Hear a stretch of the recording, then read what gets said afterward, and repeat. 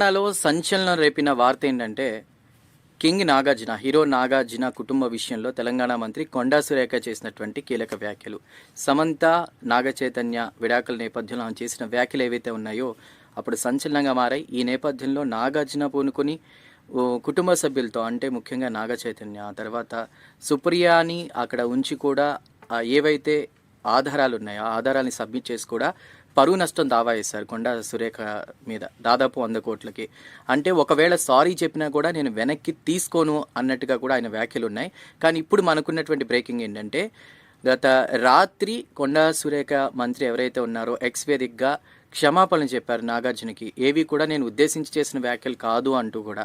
So ఆమె బహిరంగంగా అట్లా ట్విట్టర్ వేదికగా కూడా క్షమాపణలు చెప్పడంతో ప్రస్తుతం నాగార్జున ఆ కేసుకు సంబంధించి కూడా విత్డ్రా చేసుకుంటున్నట్లు నాంపల్లి కోర్టుకు కూడా ఆయన తెలియజేయడం జరిగింది. మొత్తం మీద కథ సుఖాంతమైంది. అయితే ఈ విషయంలో చాలా రాజకీయ పరిణామాలు చాలా చూసాం. అయితే మొత్తం మీద ఇప్పుడు ప్రస్తుతం ఏదైతే కొండా సురేఖ మీద వేసినటువంటి కేసు ఏదైతే ఉందో దాన్ని వెనక్కి తీసుకోవడంతో అంటే విత్డ్రా చేసుకోవడంతో కూడా ప్రస్తుతం కథ సుఖాంతమైందని మనం చెప్పుకోవచ్చు.